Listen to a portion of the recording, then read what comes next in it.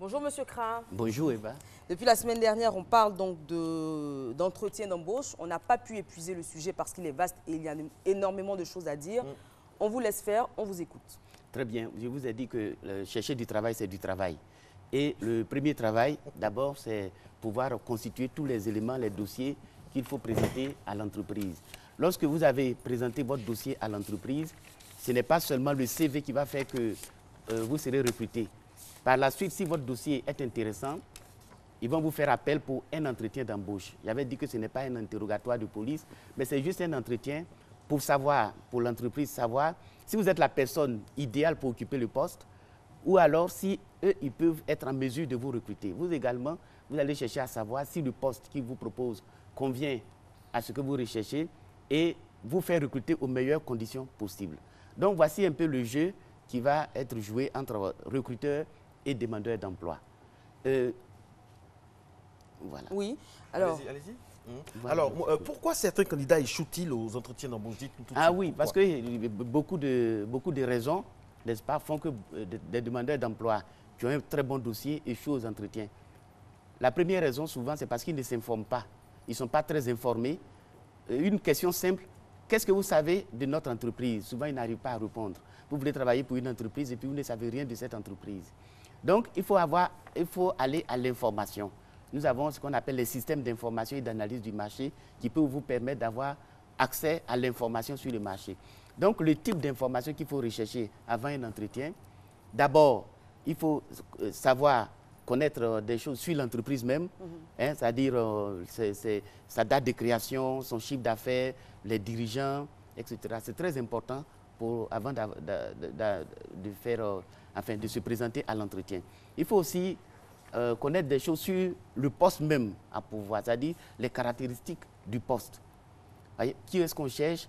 Pourquoi ce poste est vacant? C'est très important, la vacance. Il faut savoir pourquoi c'est vacant.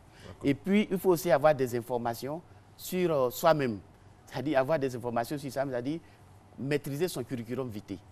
On va vous poser la question, mais présentez-vous, vous ne savez pas, vous ne vous connaissez même pas, vous oubliez votre nom, etc. Tout ça, ça fait que vous pouvez ne pas, le stress fait que vous pouvez ne pas, n'est-ce pas, être intéressant pour l'entreprise, pour les recruteurs.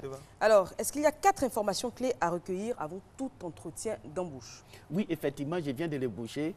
Je vous ai dit que avant de se présenter à un entretien, premièrement, il faut se poser la question, qu'est-ce que je sais sur l'entreprise qui me convoque? Ça, c'est 1. 2. Qu'est-ce que je sais sur le poste à pourvoir? D'accord. 3. Qu'est-ce que je sais sur les recruteurs? C'est très important d'avoir des informations sur les recruteurs parce que là, vous allez retrouver vos signes de reconnaissance. Quand il parle des signes de reconnaissance, les recruteurs, certains d'entre eux, vous pouvez avoir fait la même école ou alors appartenir à tel même groupe, etc. etc. Et 4? Oui, et 4, information sur soi-même. D'accord. Sur soi-même, c'est-à-dire connaître votre CV. Alors, un élément très important qui intéresse tout le monde, Eva, moi et ceux qui nous regardent, comment négocier son salaire? Ah oui, alors, bon, ça c'est en fin d'entretien.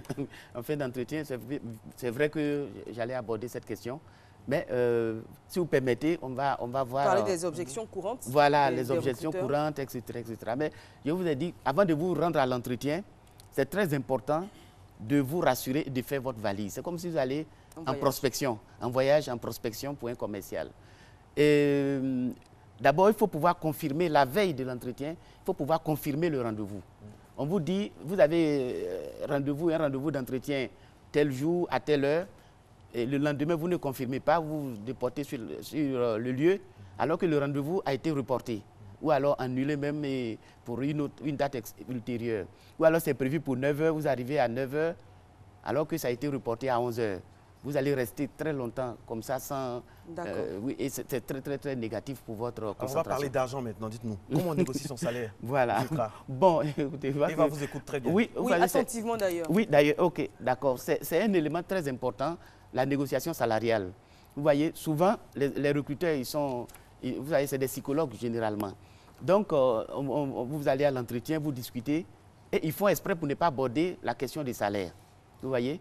Vous discutez, vous finissez, dites merci beaucoup d'être venu, on vous recontactera. Vous n'avez pas parlé d'argent, vous voyez?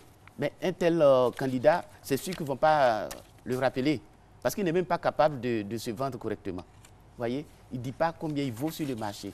Donc, avant d'aller à un entretien, il faut avoir au moins 3 types de salaires en tête.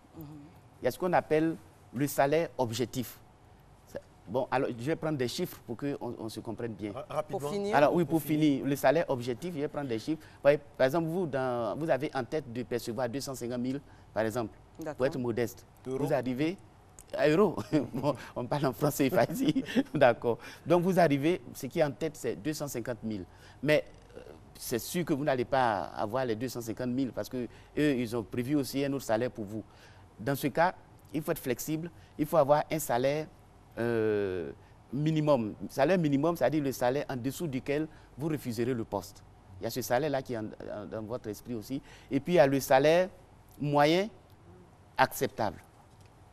Le salaire moyen acceptable, c'est le salaire qui ne sera pas le salaire maximum, qui ne sera pas le salaire minimum, mais qui sera le salaire intermédiaire. Donc, Très bien. 3 types de salaires que vous devez avoir en tête avant d'y aller. Merci beaucoup. Merci beaucoup, Merci. Monsieur Genkra. Ok. On ne pourra pas tout dire sur ce sujet. Il est vaste, il y a énormément de choses. Il faudra également se documenter. On essaie de donner les principales pistes ici. On part à présent à l'info pure et dure. Donc, vous aurez la météo suivie du JT de Maïsako. À tout de suite.